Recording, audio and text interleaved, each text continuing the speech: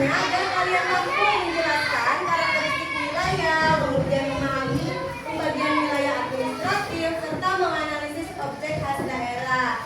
Sekarang Ibu mau tanya nih sama kalian, apakah kalian sudah mengetahui nama provinsi dan kota tempat tinggal kalian? Tahu. Dimulai dari provinsi dulu deh, apa nama provinsinya? Iya, Kalimantan Selatan. Kalau kotanya kota apa? Berarti sudah pada tahu semua ya? Nah, kalau kalian tinggal di kota, menurut kalian bagaimana kehidupan di desa? Contohnya, penduduknya lebih sedikit. Apalagi? Banyak apa? Iya, betul, banyak sawah. Apalagi? Apa? Apa, Bibi? Ya, banyak tanaman, banyak pepohonan. Coba bayangkan bagaimana rasanya tinggal di daerah pegunungan atau di tepi pantai. Iya, di pegunungan dingin. Kalau di tepi pantai gimana rasanya? Panas, sejuk ya? Iya, berarti sudah pada tahu ya. Sekarang kita akan menonton video tentang karakteristik wilayah di Indonesia. Simak baik-baik ya anak-anak.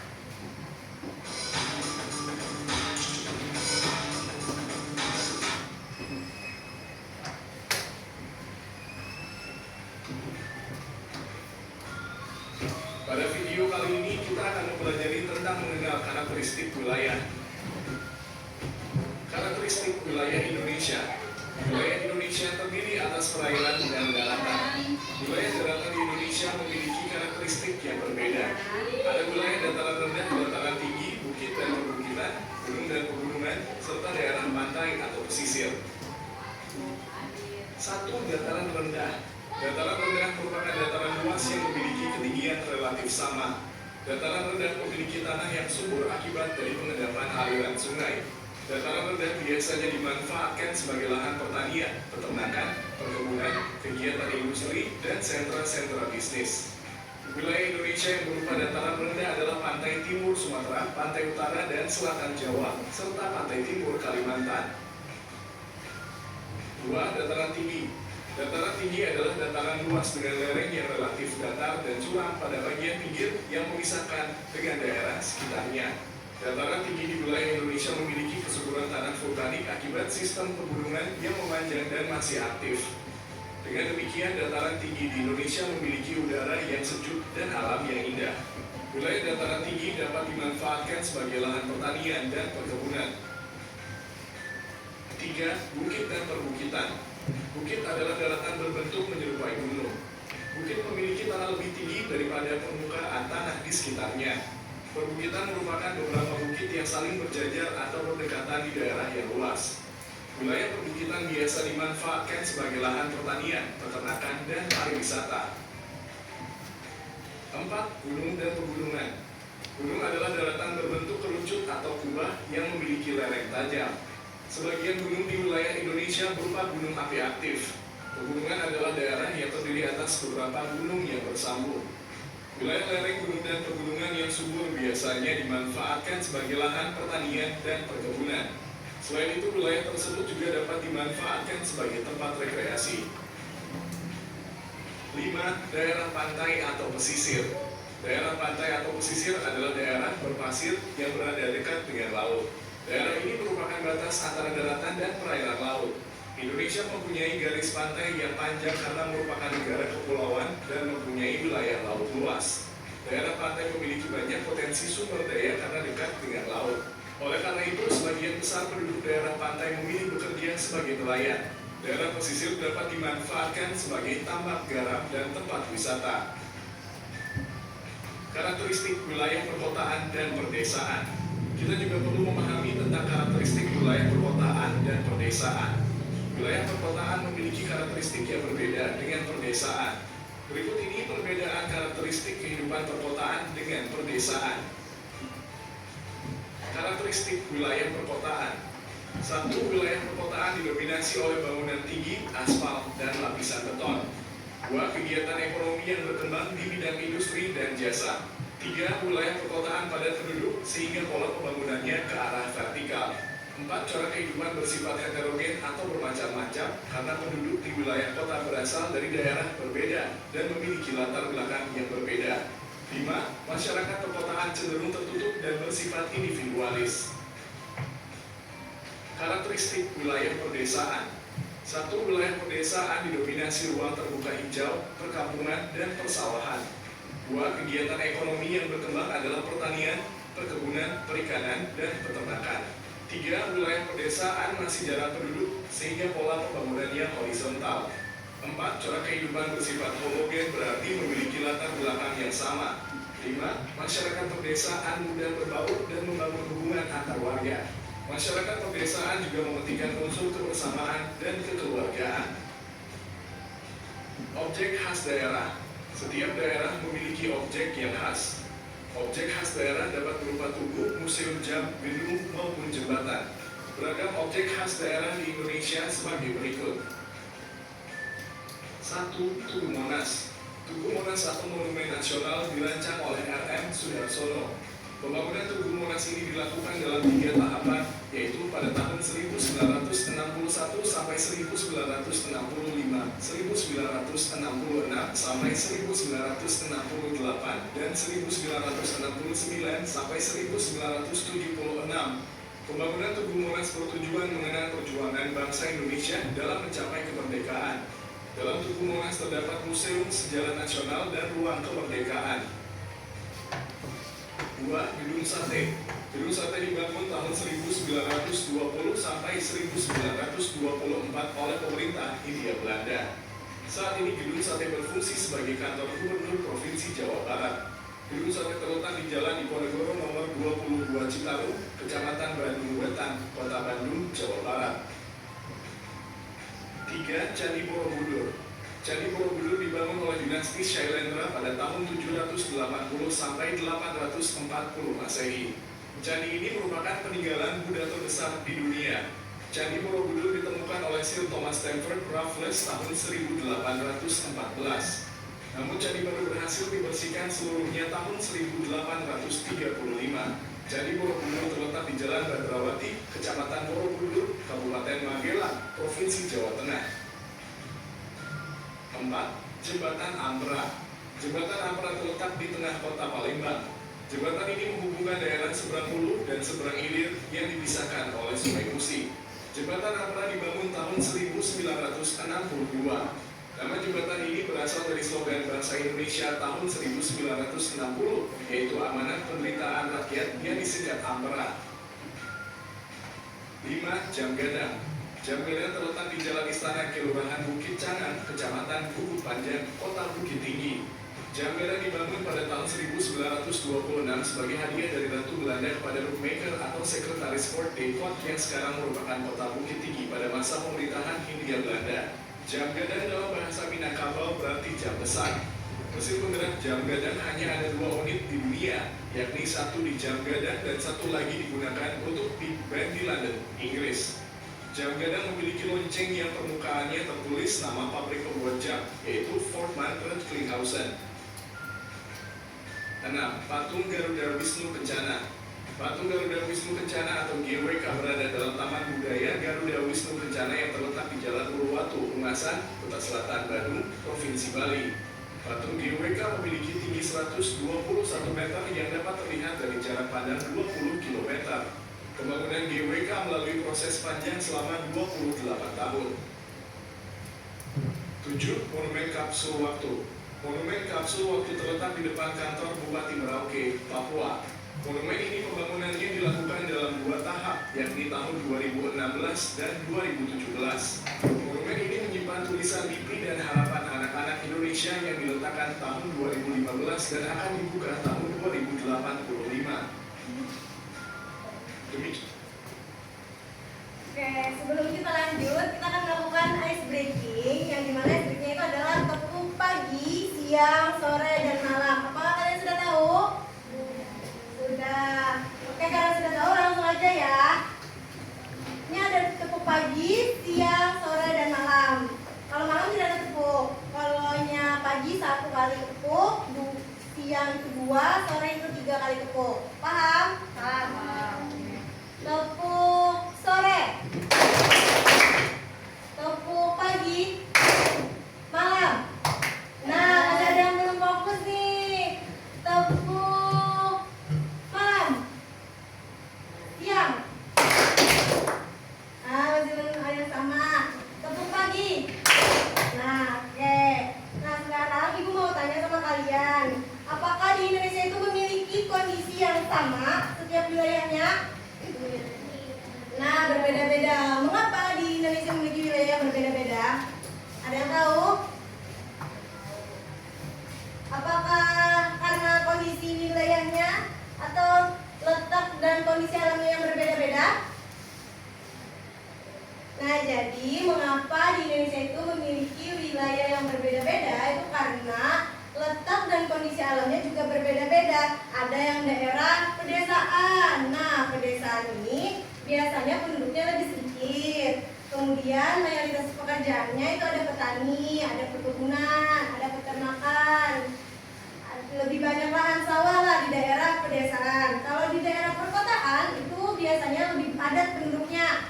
Kemudian banyak gedung-gedung tinggi. Kalau daerah pegunungan itu udaranya lebih sejuk. Kemudian tanahnya subur kalau di daerah pegunungan.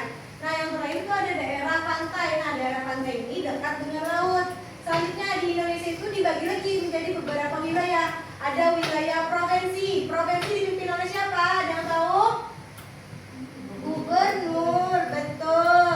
Setelah provinsi ada kabupaten. Kabupaten dipimpin oleh siapa? Bupati. Kemudian setelah kabupaten ada kecamatan. Nah, kecamatan dipimpin oleh siapa? Camat. Iya, betul. Nah, yang terakhir ada desa dan kelurahan. Kalau desa itu dipimpin oleh kepala desa. Kalau kelurahan dipimpin siapa ya? Iya, lurah. Nah, sekarang kita akan melakukan permainan tebak gambar. Jadi kalian akan menebak. Ibu tampilkan gambarnya. Kemudian kalian akan menebak wilayah apakah itu dan profesi apa yang terkait dengan wilayah tersebut. Bisa dipahami? Bisa. Nah, oke. Wilayah yang pertama. Wilayah apakah ini? Desa. Desa. Profesi apa yang terkait dengan wilayah ini? Petani. Apalagi selain petani? Perkebunan. Apalagi selain perkebunan? Peternakan. Iya, betul. Selanjutnya. Ini wilayah apa ini? Perkotaan. Nah, perkotaan. Profesi apa yang terkait dengan wilayah ini?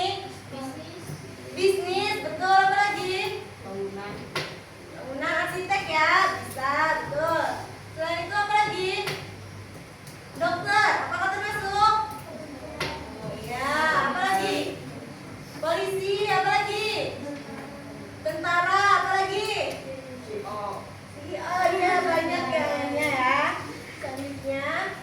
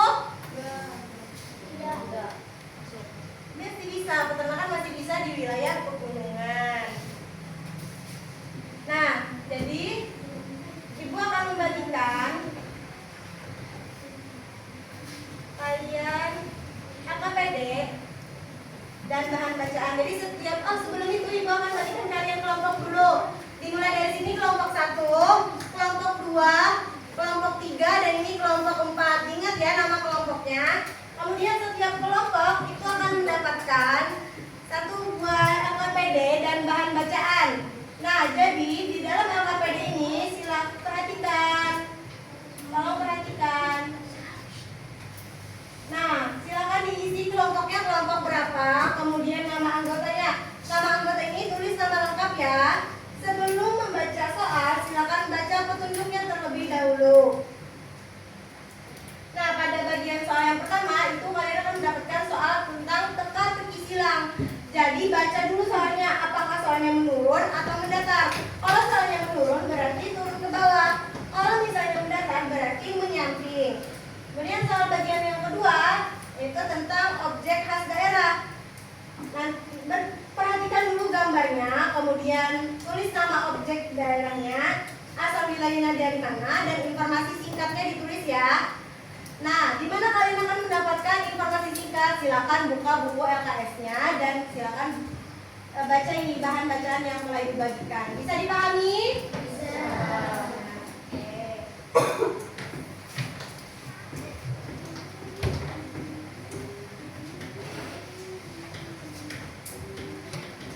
Ini kelompok 1, kelompok 2,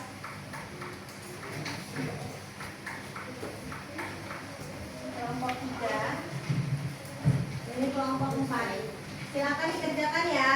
Ibu beri waktu 10 menit untuk mengerjakan LKPD-nya.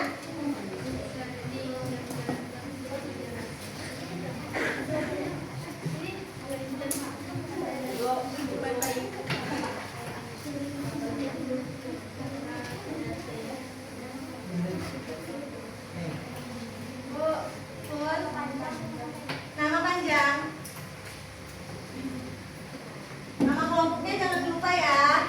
Kelompok berapa? Pun.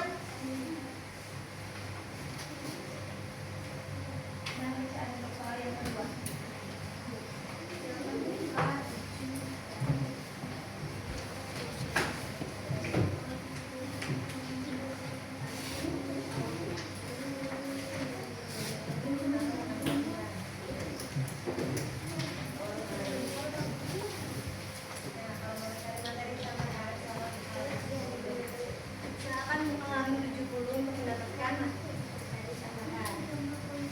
Kadang kenapa? Dari halaman 70.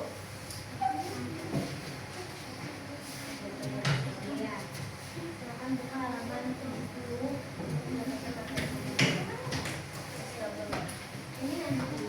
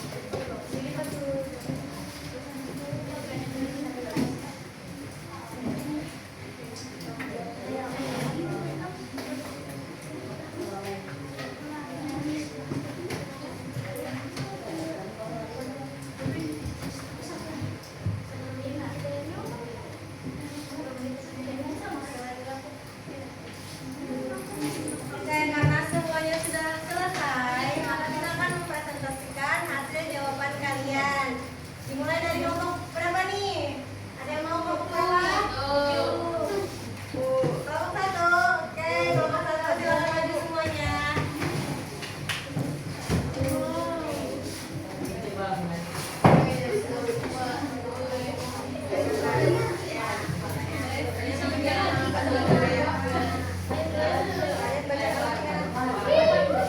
Yang lain diam. Kelompok 1 anggota Jasar Aupa Salsabila Irfan Habibi. 1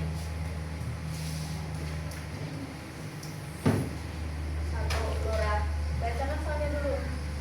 Soalnya kelurahan dipimpin oleh seorang lurah. Bupati merupakan kepala daerah di wilayah kabupaten. Wilayah yang terletak di bawah kecamatan adalah desa.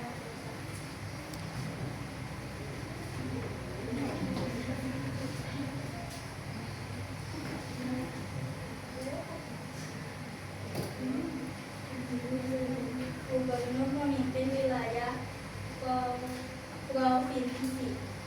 Lanjut bagian kedua. Bacakan soal bagian kedua. Buka gambar selanjutnya. Ya, bacakan. Bacakan yang lain.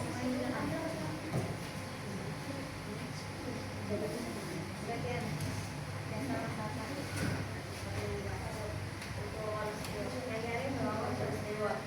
Hasil wilayah Kalimantan Barat. Informasi singkat, Indonesia merupakan salah satu negara yang dilalui oleh garis khatulistiwa dan Pontianak menjadi salah satu kota yang dilalui oleh garis ini. Nama objek monumen Kalimantan. Asal wilayah Kalimantan Selatan. Informasi singkat, Kota dibangun sebagai ikon kota Banjarmasin dan simbol konservasi Kalimantan. Nasalis Satwa Akademi Maskot Kalimantan Selatan. Oke, karena sudah selesai, silakan kembali ke kursinya masing-masing. Kita beri tepuk tangan dulu kepada kelompok satu. Oke, selanjutnya kelompok siapa yang ingin maju? Ini kelompok berapa ini? Oke, maju silakan. Kelompok keempat.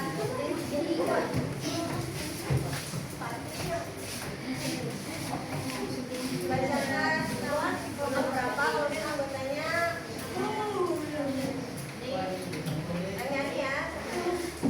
Kelompok 4 anggota Ekstra Mobilia Adam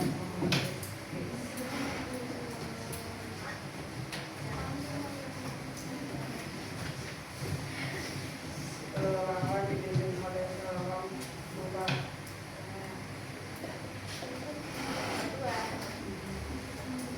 Bupati merupakan kepala daerah di wilayah kabupaten.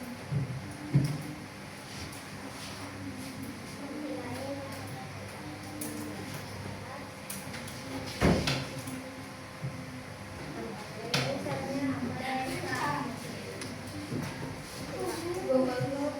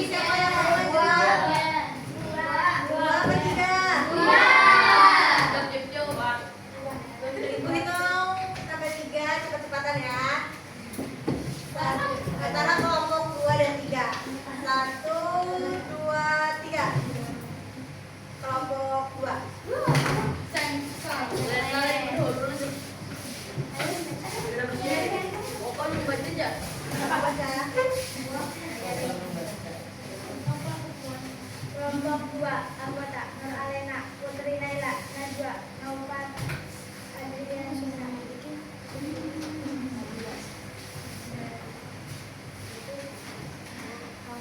Kelurahan dipimpin oleh seorang lurah. 2. Bupati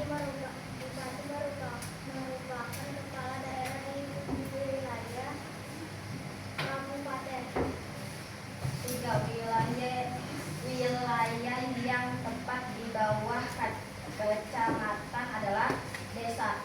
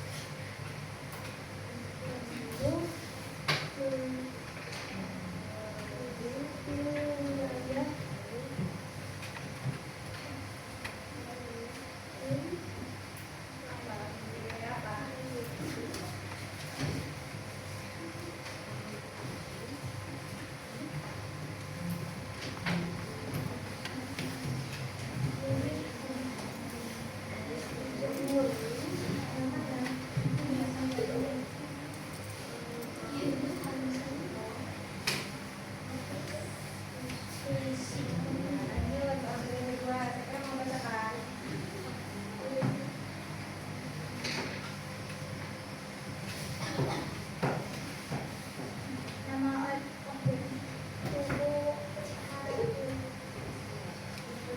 asal wilayah Kalimantan Barat. Informasi singkat. Indonesia merupakan salah satu negara yang dilalui oleh garis khatulistiwa dan pontianak.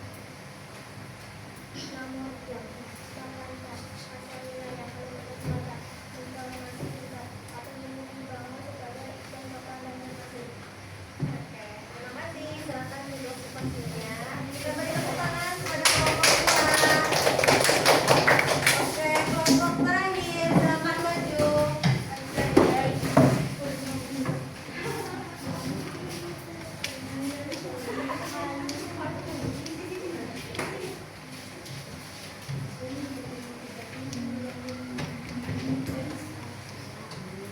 Kelompok 3 anggota 1 Rizal Sabila, 2 Suci Febriana, 3 Nur Ariba Hidayah, 4 Muhammad Shalih Al-Farisi, 5 Muhammad Zaid.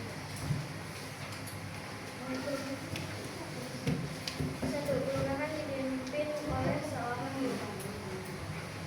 2. Bupati merupakan kepala daerah di wilayah kabupaten. 3. Wilayah merupakan desa.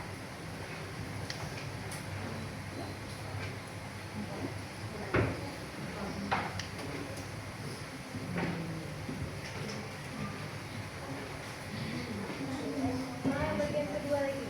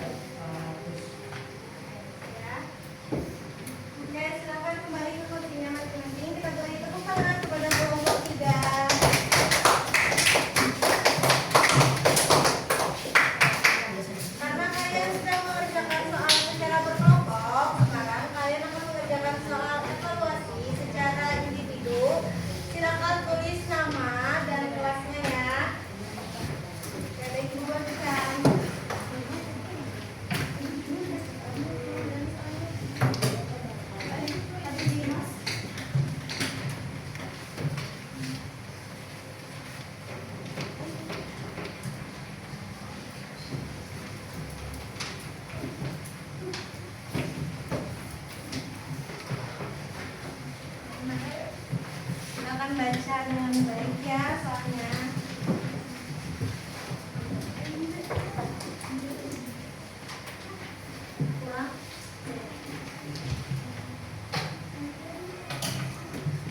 Waktu kalian mengerjakan, Ibu beri waktu 5 menit. Cukup? Cukup.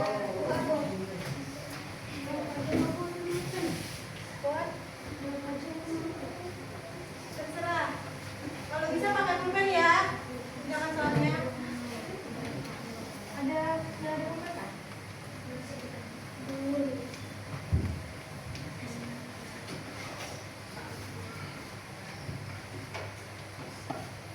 Oke, nanti kembalikan ya.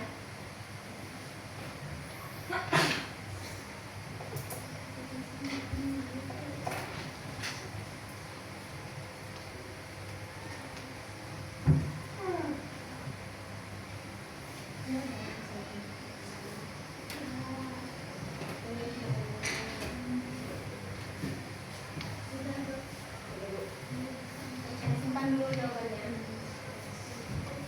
Silakan baca ulang dulu. Salah. Jadi perbaiki.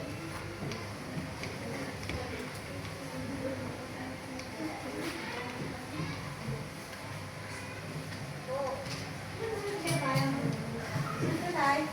Tunggu nanti aja.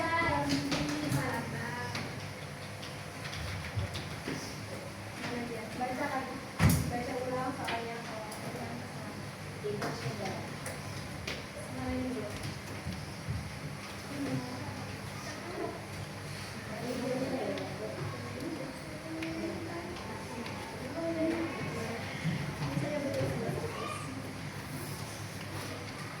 ulang.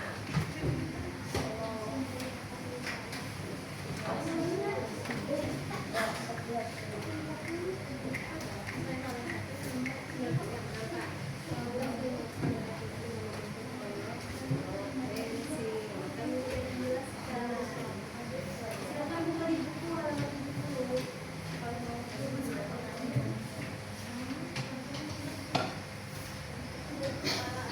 ya.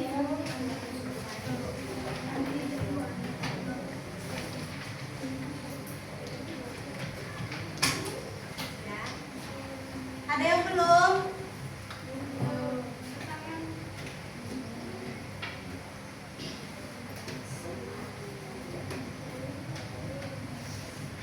Sekarang buka di buku ATS halaman 70.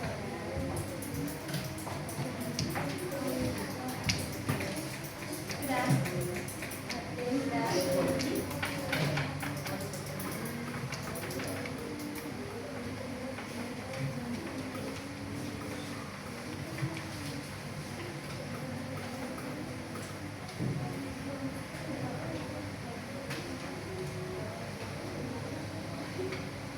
Semuanya tak kalau makan. Sudah.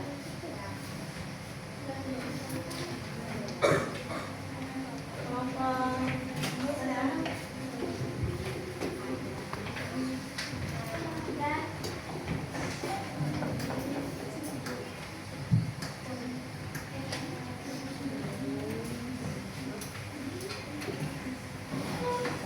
Kelompok 4 ada yang belum? Kelompok 7 sudah. Semua ada yang belum?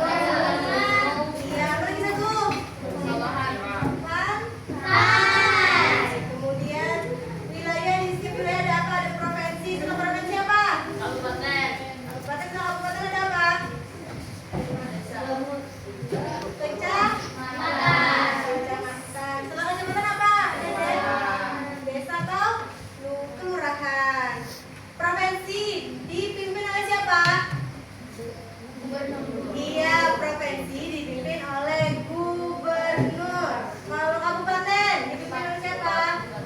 Iya, bupati. Kalau kecamatan? Camat. Kalau desa? Kepala desa. Kalau kelurahan? Lurah. Berarti sudah paham ya. Bagaimana perasaan kalian setelah belajar hari ini? Kegiatan apa yang kalian suka? Apa? Menggambar atau mengerjakan soal? Oke. Baik. Untuk mengakhiri pembelajaran kita hari ini, siapa yang mau memimpin doa? Selain Adam, siapa mau? Selain Noval, Zaini, ayo silakan rapikan. Silakan rapikan bukunya. Tunggu.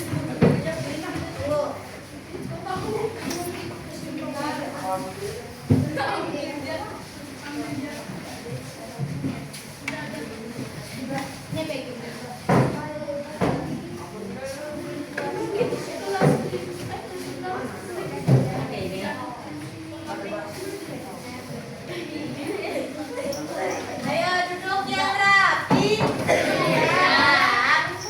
Sudah rapi lah itu.